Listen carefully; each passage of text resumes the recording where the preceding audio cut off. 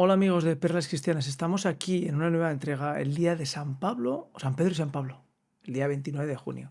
Y bueno, pues queremos hacer una pequeña reflexión sobre lo que supone para los cristianos estas dos figuras. Pedro, la silla de Pedro, que se ha mantenido durante todos estos siglos, y por otra parte, Pablo, dos figuras importantísimas para cualquiera que sea cristiano y para los católicos también. Vamos a hacer la lectura de las vísperas que la Iglesia Católica se leyó en el día de ayer, el día 28, las vísperas del día 29, porque son muy significativas y vamos a intentar hacer a partir de ahí una pequeña reflexión. La primera lectura es de Gálatas, capítulo 1, del versículo 11 al 20, y dice así. Dice: Os hago saber, hermanos, que el Evangelio anunciado por mí no es de origen humano, pues yo no lo he recibido ni aprendido de ningún hombre, sino por revelación de Jesucristo.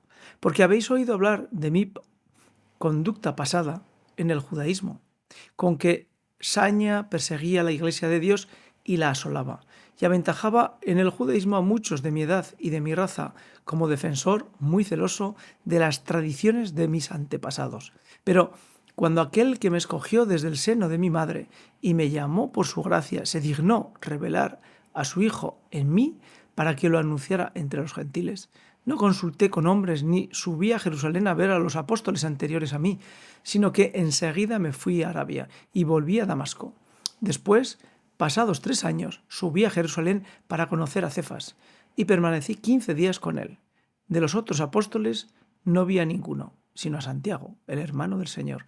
Dios es testigo de que no miento en lo que os escribo. Primera lectura. Era la segunda lectura del día, pero la primera lectura muy, muy interesante. Ahora comentamos. Y después teníamos ayer el Evangelio de Juan 21, del versículo 15 al 19. Dice: Después de comer, dice Jesús a Simón Pedro: Simón, hijo de Juan, ¿me amas más que esto? Él le contestó: Sí, Señor, tú sabes que te quiero. Jesús le dice: Apacienta mis corderos. Por segunda vez le pregunta: Simón, hijo de Juan, ¿me amas? Él le contesta: Sí, Señor, tú sabes que te quiero. Él le dice: Pastorea mis ovejas. Por tercera vez le pregunta: Simón, hijo de Juan, ¿me quieres? Se entristeció Pedro de que le preguntara por tercera vez: ¿Me quieres? Y le contestó: Señor, tú conoces todo, tú sabes que te quiero. Jesús le dice: Apacienta mis ovejas. En verdad te digo, cuando eras joven tú mismo te ceñías, ibas a donde querías, pero cuando seas viejo extenderás las manos, otro te ceñirá y te llevará donde no quieras. Esto dijo aludiendo a la muerte con que iba a dar gloria a Dios. Dicho esto, añadió: Sígueme. Bueno, pues son dos lecturas muy diferentes, dos lecturas tan diferentes que son interesantes de comentar. Primero, Pablo. Pablo nos deja claro que todo, absolutamente todo lo que relata en sus cartas son obra del Espíritu Santo. No ha leído los evangelios, ni el evangelio de Marcos, ni el de Juan, ni el de Mateo, ni el de Lucas. No los ha leído. Que a los apóstoles los ha visto 15 días, ha visto solamente, a Pedro y a Santiago. Al resto de los apóstoles ni los conoce. ¿Es posible crecer en Cristo, crecer en la Iglesia sin leer los evangelios? Pues sí, es posible gracias al Espíritu Santo.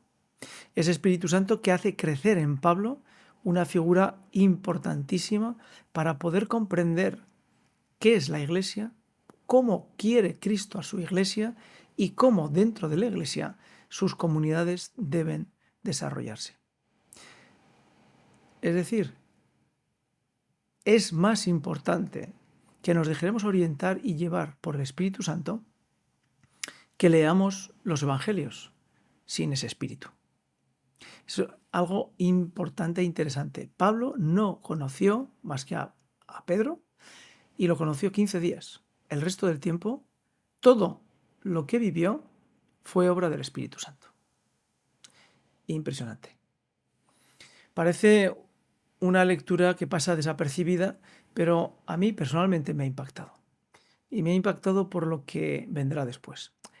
El Evangelio de Juan, 21, capítulo 21, donde vemos que el Señor le da la oportunidad a Pedro, de retractarse de sus 3 negaciones.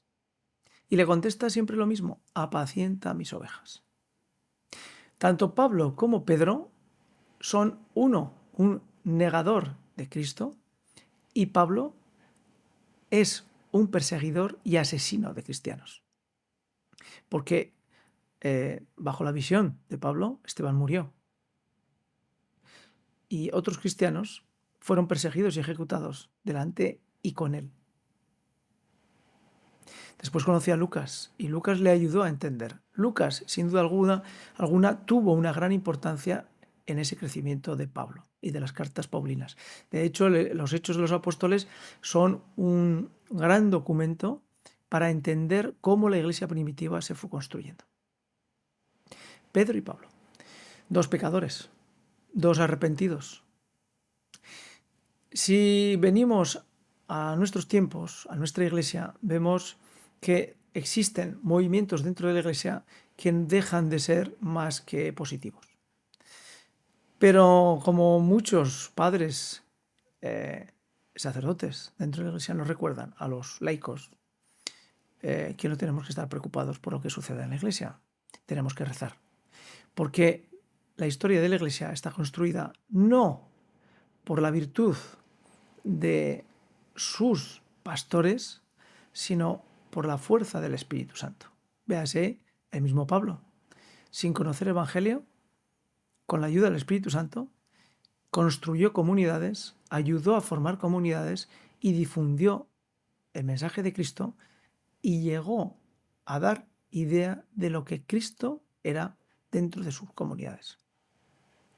Pedro llegó a dar su vida después de negar. Aceptó la realidad y es que el Espíritu Santo le empujó. Hoy, por desgracia, estamos viviendo, para los que hemos salido de una sociedad creyente, católica, nos encontramos cada día más estupefactos, a veces escandalizados.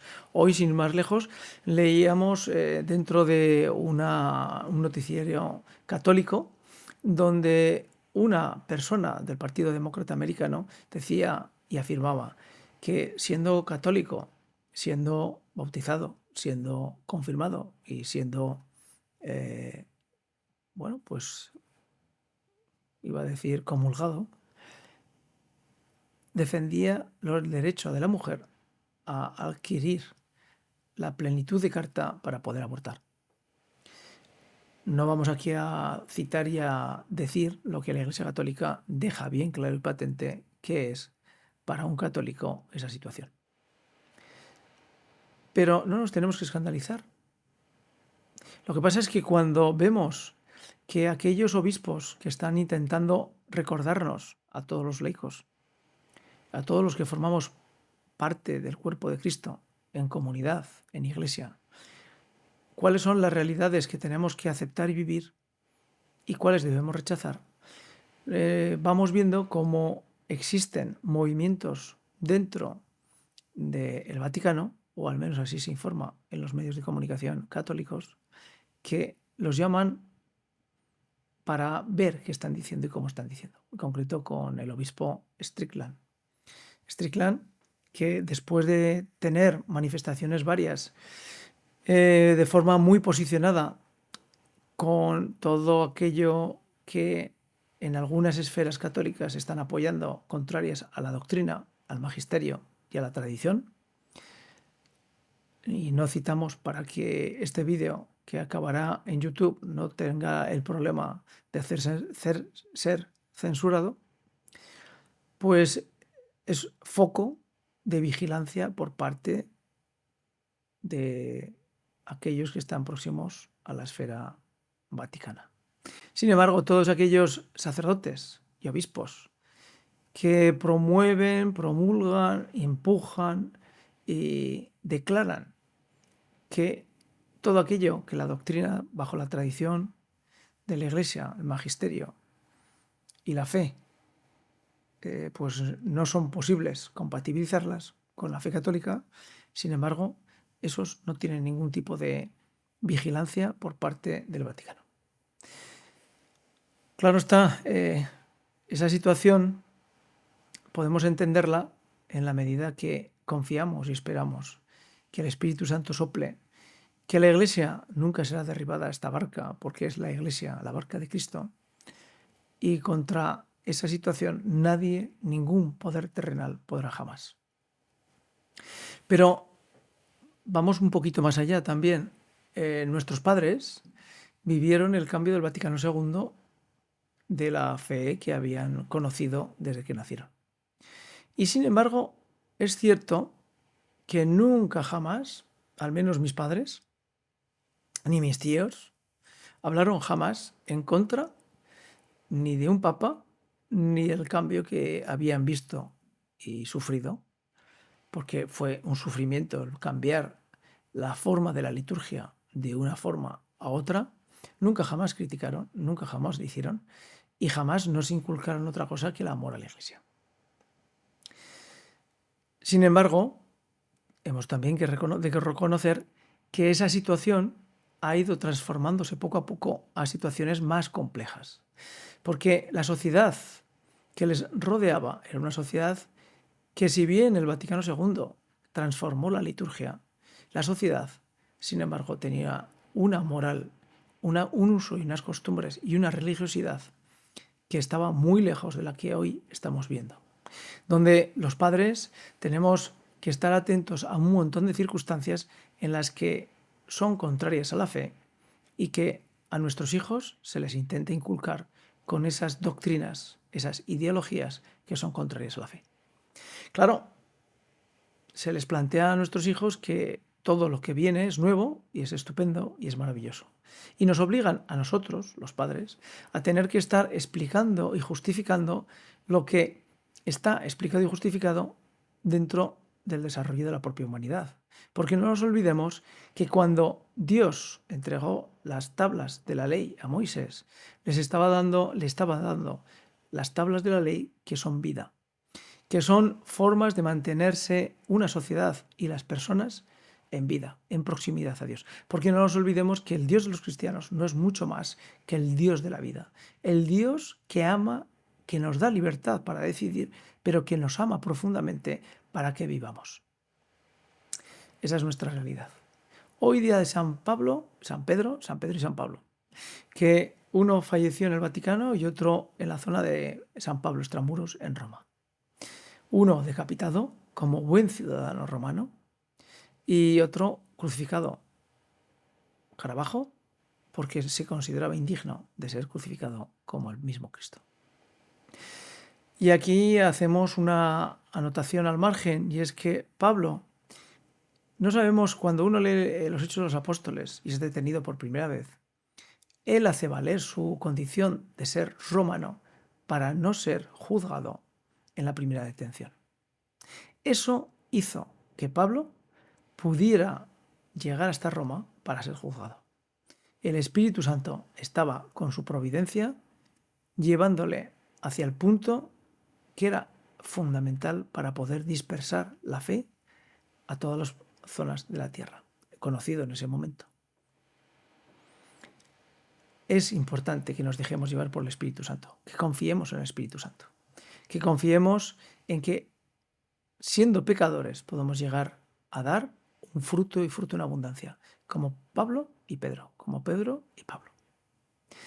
Debemos ser humildes, amar a la Iglesia, que es nuestra madre, y ponernos bajo la protección de la Virgen María, que ella vio como todos los apóstoles huían y la dejaban solo junto a Juan a los pies de la cruz, viendo cómo su hijo moría en un doloroso tormento.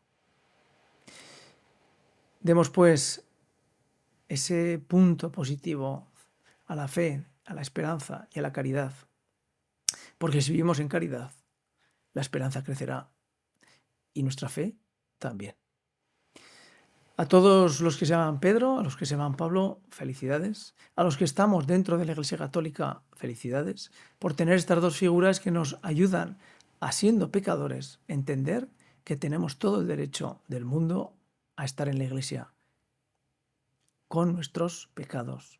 Si nos arrepentimos, pedimos perdón, confesamos en el sacramento de la reconciliación y comulgamos. Y dejamos que el Espíritu Santo obre en nosotros.